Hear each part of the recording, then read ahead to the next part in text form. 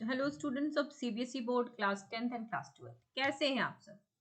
क्या आप सब अपने एग्जाम को लेकर के डरे हुए हैं, परेशान हैं? अगर आप परेशान हैं तो बिल्कुल भी घबराइए मत, क्योंकि आज के वीडियो में हम आपके डर की सारी समस्याओं को सॉल्व करने वाले हैं। यानी कि हम आपको ऐसा बताएंगे कि पासिंग परसेंटेज क्या है बच्चों को, और किस तरीके से आप एग्जाम दोगे तो आप अच्छे नंबर से पास हो जाओगे। राइट, पास करने का ही एक बेसिक डर सारे बच्चों में बना होता है।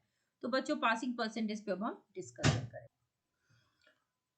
तो बच्चों, let us begin with class 12th। आप अगर क्लास 10th और 12th के बच्चे हैं तो दोनों ही केस में पासिंग परसेंटेज जो है वो 33% है। ठीक है, this is the passing percentage. अब इसमें ब्रेकअप है। आपका जो 33% है वो कितने में लाना है? Out of 100। आपका फुल मार्क्स है 100 में आपको लाना है 33। लेकिन ये जो 100 मार्क्स का एग्जाम है उसमें से क्लास 12 के लिए 70 की थ्योरी होती है और 30 का प्रैक्टिकल प्लस इंटरनल असेसमेंट होता है।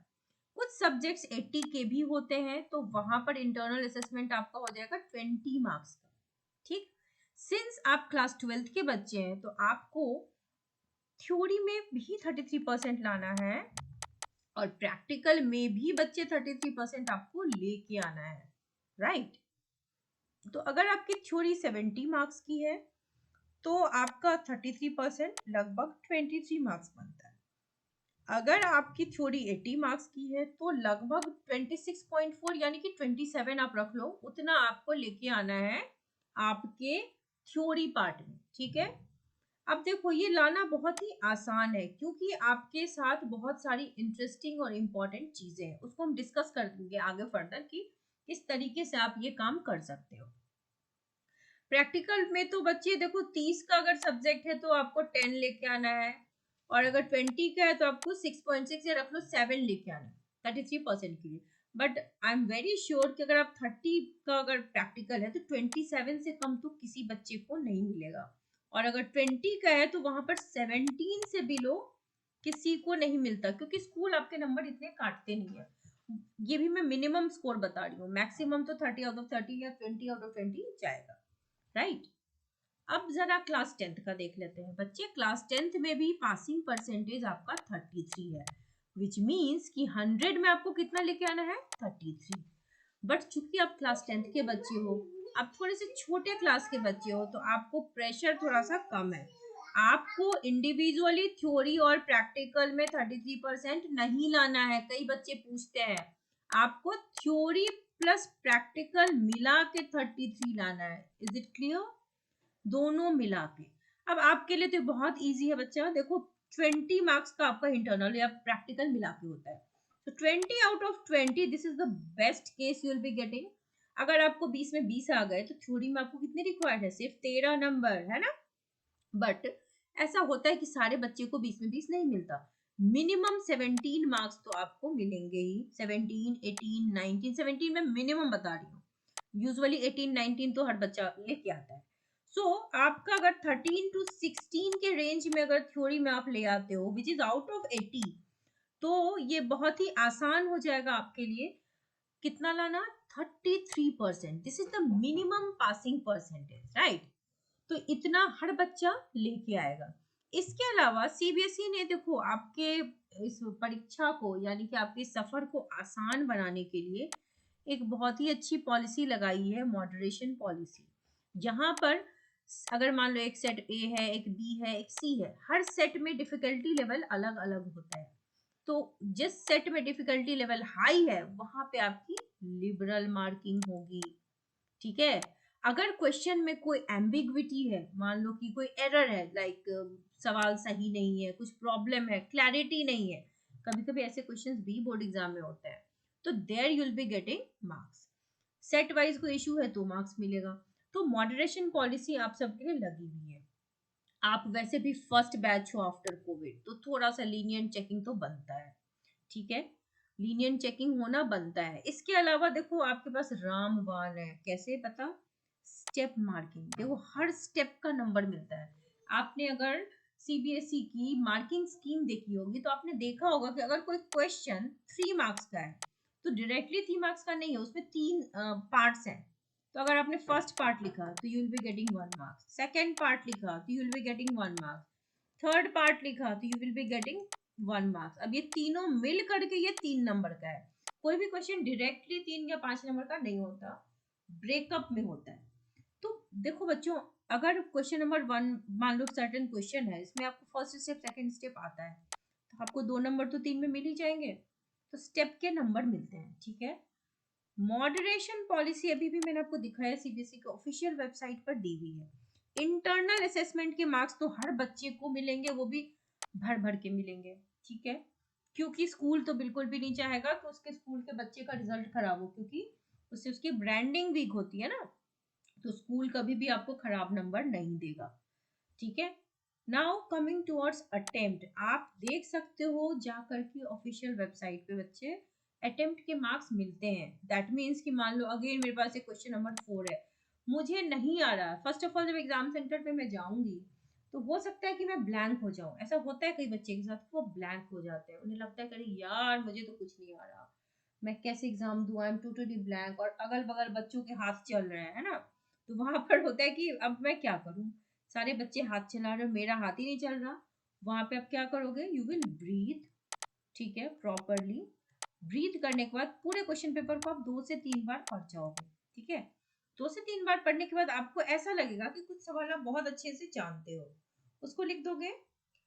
इसके बाद जो लिखने के बाद वो सवाल की तरफ आप जाओगे जो आपको लगता था कि नहीं आते हैं, अगेन आप 2 से 3 बार उसको भी रीड कर लो, ठीक है।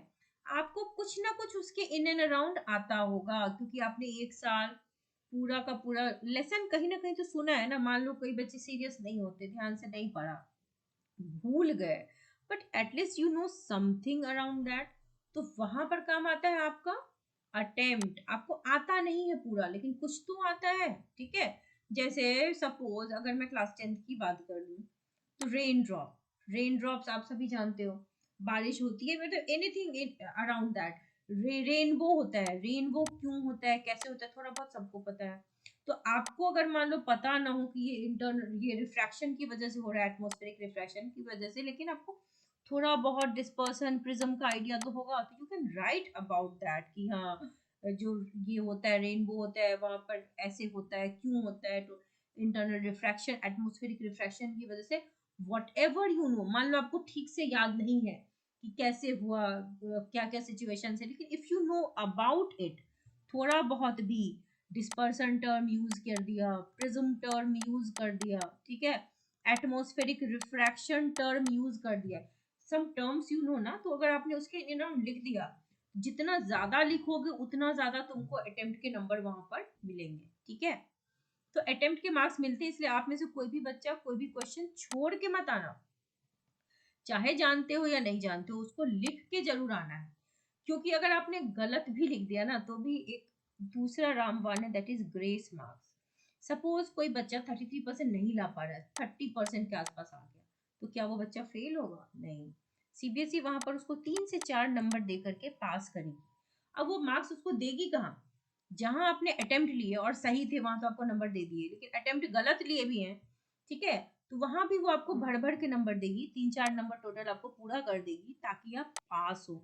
कई बच्चों के रिजल्ट आपने देखोगे एग्जैक्टली उनको उतना नंबर आता है जितना पास के लिए जरूरी है, 27, right, this you must have seen, आपने देखा होगा अपने सीनियर्स के, अगर रिजल्ट देख सकते हो, एक्सेसिबल है तो आप देखना कि बहुत से बच्चों को एग्जैक्ट पासिंग मार्क्स आता है। तो आपको क्या लगता है कि उन्होंने एग्जैक्ट इतने नंबर का लिखा होगा? नहीं, उन्होंने अगर 27 मिला है तो सोचो 23-24 का लिख दिया होगा।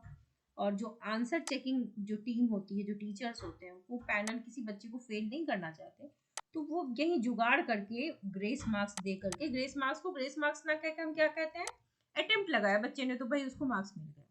तो दिस इज द वे हर बच्चा पास होगा। अब आप ये बताओ कि क्या इसमें फेल करने के आसार हैं? उसमें भी इस बार एमसीक्यू है।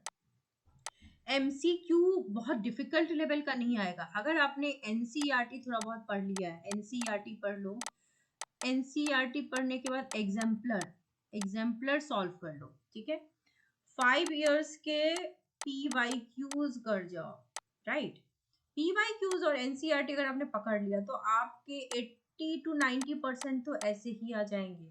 इसके अलावा कुछ सैम्पल पेपर्स भी सॉल्व कर लो तो you will be getting 100% marks. इतना डिफिकल्ट नहीं होता नंबर लाना, क्योंकि क्वेश्चंस आर नॉट क्रिएटेड, नए क्वेश्चंस नहीं बनाते वो, जो पुराने क्वेश्चन है 5 साल के 7 साल के उसी में से रिपीटेडली दे भी लास्ट, ठीक है, किसी फॉर्म में किसी बार पूछा है, किसी दूसरे फॉर्म में इस बार पूछ देगा, but the question will be same, ठीक है। अगर रिफ्लेक्शन का डेफिनेशन पूछा है या मान लो स्नेल्स लॉ पूछना है तो स्नेल्स लॉ पूछ दिया, तो फॉर्म डिफरेंट हो सकती है, कभी आपको किसी और फॉर्म में पूछ देगा, लेकिन क्वेश्चन वही रहेगा, क्वेश्चन डिफरेंट नहीं होगा। तो आपने अगर 5-7 साल के पीवाईक्यूज देखे हैं तो बच्चे आप ये बात मान के चलो कि कोई नया क्वेश्चन आपको देखने को नहीं मिलेगा। आपको लिखने का तरीका भी आना चाहिए, पॉइंट वाइज लिखा करो। एग्जाम में आप पॉइंट वाइज लिखोगे तो आपको ज्यादा नंबर मिलेंगे। ज्यादातर बच्चे लिख देते हैं, पॉइंट्स में नहीं लिखते। Try to frame points. थोड़ा बहुत आप लिखने की भी प्रैक्टिस करिए ताकि आपको लिखना आए। कैसे लिखोगे तो नंबर आएंगे।